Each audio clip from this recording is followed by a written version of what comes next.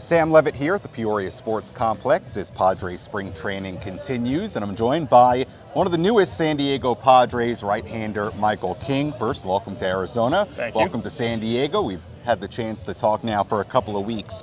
Let's start with things on the field. I know you're working on a new pitch. You don't want to reveal too much, so let's talk a little bit more generally. Where do you feel like you're at as far as your pitch mix and getting ready for the season? Feel great. I feel like the four pitches that I came in with are in a great spot. Learning the catchers is also a battle, but it's been a really fun battle. Obviously, Higgy knows me pretty well, but then I've thrown to Campy a couple times, talked to Sully a ton, and it's going to be really fun to have them learn my pitch package as well and then kind of figure out how to use it. You talked about it being a fun battle to learn the catchers. What does that process normally look like? I actually had, this is why I say fun battle, a live EP against all catchers. So it was fun to have to face them, but then also afterwards talking about the sequences that I used against them, and they now know how I would attack hitters that are similar to them or had a similar approach. But then in between innings, talking to Campy, I told him that I want to be very communicative and have that relationship and develop that relationship as much as we possibly can throughout the game, because that's how we're going to learn. I want him to know why I shook him off or why I love the sequence that he called. If it worked or didn't work, I want to talk it through and make sure that we're on the same page. And it's been a great few days, weeks, I guess we're in now, but I can't wait to have it go throughout the season. Michael, the first time we heard from you during spring training, you talked about it. This is a really good opportunity for you to be a starting pitcher. It sounds like it's something you've always wanted to do. From that standpoint, what's your mindset heading into the year? Yeah, I'm not a huge goal-oriented guy. I like to kind of go as the season goes to see where I'm at. But innings count is my goal this year. And I think that a successful starting pitcher goes deep into games. And so I put the goal as 180 innings on my season this year. And I think that if I'm able to get 180 innings, it means that I'm putting together some successful starts and going deep into games, saving the bullpen, or just having success on the mound. And I think that that's the most valuable thing that a starter brings to the rotation. Your story to get to this point, you're drafted by the Marlins, get traded to the Yankees, and then you're with the Yankees for a long time and obviously really establish yourself as a major leaguer in New York.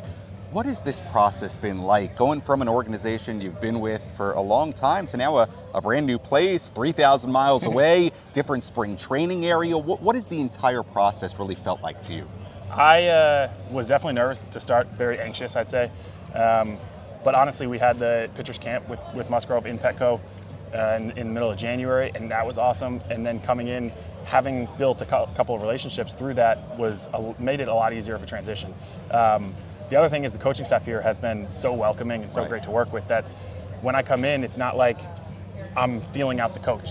Coach knows exactly what I'm doing. I'm specifically talking about Ruben. We've had hour-long conversations throughout the whole offseason after I got traded, and then worked with me in Petco for that camp. And now that we're here, it's almost like I've been with them forever. And very grateful for how they've approached me, because it just made me feel really comfortable so far. A number of pitchers have mentioned that pitchers camp in San Diego right before spring training started. It sounds like Joe Musgrove was a pretty important part of getting that together, organizing some group outings. With Joe in particular, fellow right-hander, a guy who also has established himself in the major leagues. He's from San Diego. How has that relationship evolved in the last couple of months? Yeah, he's a great guy to emulate. He's one of the hardest workers I've ever seen. I see him as like 1A and 1B with Darvish as our ace, and he's the first one in the locker room. And you always hear the rookie that's here at 6 a.m. because he's got to get on a training table. Musgrove's beating him here. So it's really great to see in a guy like that. But then, yeah, for the camp that we did, I was super appreciative of it. But not only that, we had team activities off the field. He's the one leading the meetings that we had. He's the one that put together the schedule, obviously along with the staff. But we went to great dinners. We had bonfire on the beach. It's just fun to now feel part of the team before I'm even reporting for spring training, and I'm very grateful for him. Let's throw it back a little bit, because I saw an old yearbook photo of yours, and it said ambition, starting shortstop, or maybe just shortstop, but shortstop for the New York Yankees.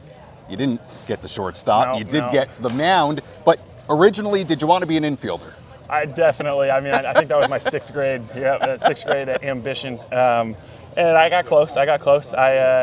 I definitely. I think I lost the athleticism a little bit as I went to a pitcher only, but I mean, forever grateful for my time in New York, and I mean, I grew up being a Yankee fan, and it was a dream come true over there. But now I can't wait to compete against them. Yeah, absolutely amazing story. When you see something like that, you see Yankees, and then you got to wear the pinstripes, obviously. Cool.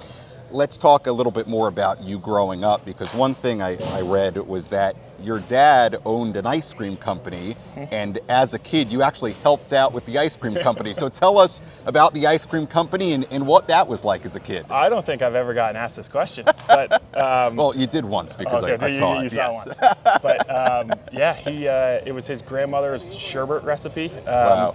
and he wanted to sell it, thought it was a good idea, and so he started it. And yeah, he was paying us, which I think is like, there's some labor laws in there. He was paying us like 25 cents an hour to package the put the sticker on the little pint, and so it was fun as a kid to have ice cream in the house all the time, and it was called Gaga, so it's a funny name, and we definitely had a blast. It's done now. He ended up selling it, or I don't even know what he did with it, but he'll make it every now and then on my sister's birthday because it's her favorite ice cream, and so we obviously have the special recipe, secret recipe, but yeah, it's still my favorite ice cream. That's awesome. Well, if they're ever visiting San Diego, they want to bring some ice cream out, you might need to. Final thing for you, and I'm going to let you respond to this how you want, but it's been very evident to me, and I think some others, that you are a really good, kind guy. Like even meeting you, and I just know talking to people, their interactions with you so far, that it seems like you're really outgoing and kind and talkative. Who do you feel like you are as a person, and maybe how could that be different to who you are on the mound? Yeah, I definitely would say I'm a very smiley guy. I say it's weird because I come in and not know anybody, and I got to be a little bit of the quiet guy. Yeah. I'm definitely not a quiet guy, but I think you got to get that little Jekyll and Hyde mentality when you're out on the mound. And as soon as I cross those lines, I want to be as aggressive as I possibly can. I always felt like I pitched the best when I was pissed off. I don't know if I can say that, but mad. And so when I got that aggression on the mound, that feeling is so fun to pitch with. And I've been able to turn it on for most of my career, which is great, and I hope to continue doing that. Oh, Michael, great to have you here in San Diego. Best of luck with everything this season. I'm sure I'll talk to you plenty for pre and post game on the radio as the season goes along, and really appreciate the time. Yeah, of course. Thank you.